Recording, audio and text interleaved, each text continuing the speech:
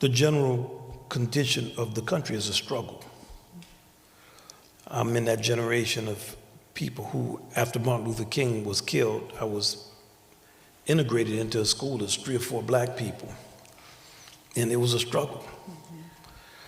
You had to endure a lot that we don't really even talk about it that much. But you always thought it was leading to something that would be greater.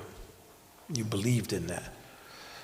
And then when the sacrifice became a lot, and in the environment we were in, it was violence too. It wasn't just being called names. You know, I would go on my mother's faith that there was an ascendancy in this proposition. And now that I see what has gone on, I know that there's an ascendancy in it. Many times we look at things that would take millennia, and we want them to take place in our lifetime, or xenophobia, and separatism, and sectarianism. These are things that have plagued the world. It's almost like that's the world's puzzle. Like if you are an alcoholic, or you are a drug addict, or you have whatever your thing is, a thing that you can control. Some things you cannot control. And your problem is deep enough, you could struggle with it your entire life and never conquer it. It does not mean that you failed. Many times someone say, I don't see how someone could. My father used to always say, you're right, you don't see it. So, you know, I'm at my age and what I'm doing, my students always ask me, do you feel stupid because you're always talking about democracy when you see what this is? And I tell them, no, I feel stupid when I send y'all newspaper articles that you don't read. And also my great uncle, he was born in 1883. He grew up on a plantation. My great aunt, my grandmother, the people struggled. My father's father started off as a sharecropper. So the thought that you shouldn't have to struggle continuously, whoever you are, not just black Americans, the thought that this should all be worked out. Well, we have to do something. Let's work it out. And it's not fun. But maybe we're not down here just to have fun. Because people had fun on the plantation. But it wasn't doing the work they had to do. It wasn't dealing with what they had to deal with. And it wasn't the facts of everyday life.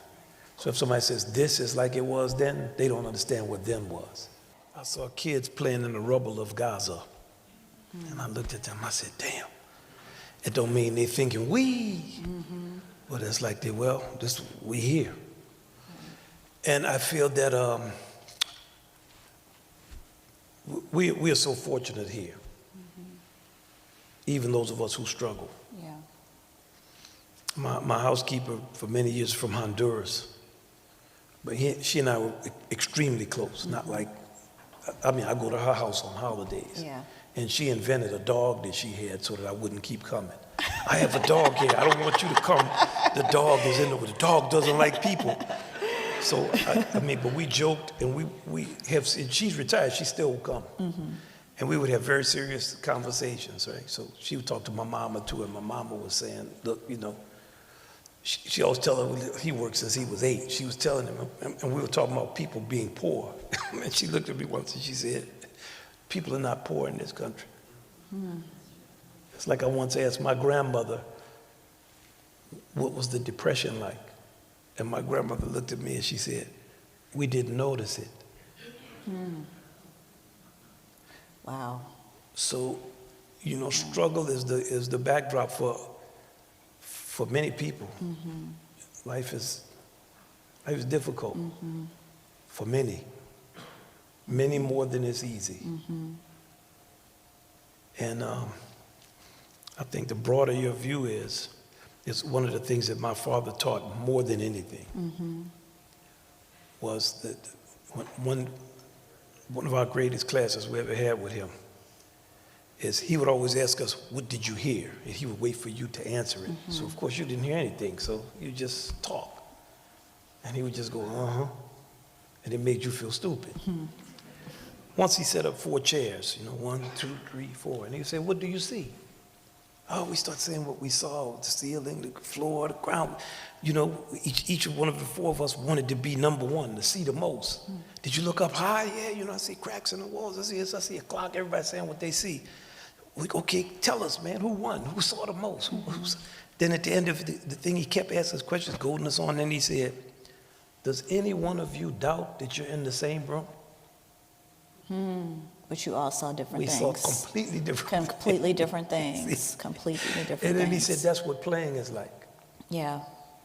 So the ability to hold thoughts that are opposites in your mind at one time, to develop your acuity over a lifetime, to understand that there are different points of view.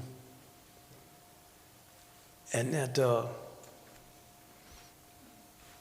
is a mosaic, because I really love the arts. I love reading. I loved poetry when I was young, and none of my friends were into that.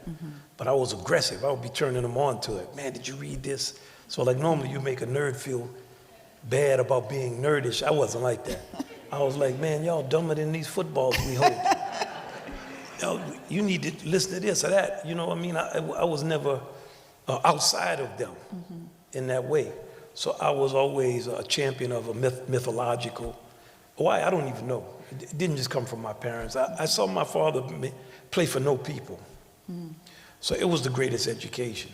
Because he was a jazz musician in New Orleans. In New Orleans, yeah. But he played modern jazz. Oh, interesting. Okay. And he'd have like 3 people in the audience, 5, 8. Yeah.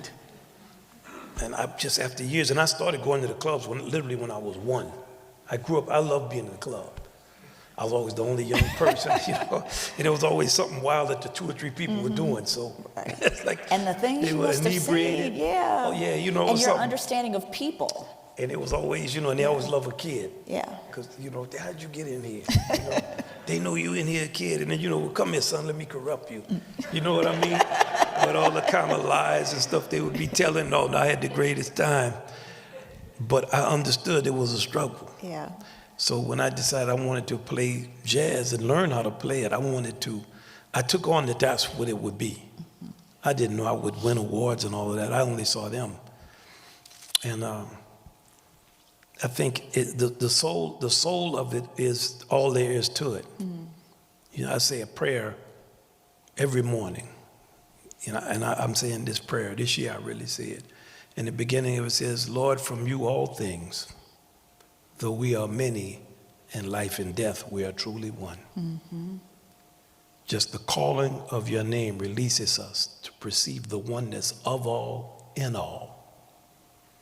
I'm not going to go through the whole prayer, but you see where it starts with like a kind of, it doesn't start with a sectarian thought. Yeah.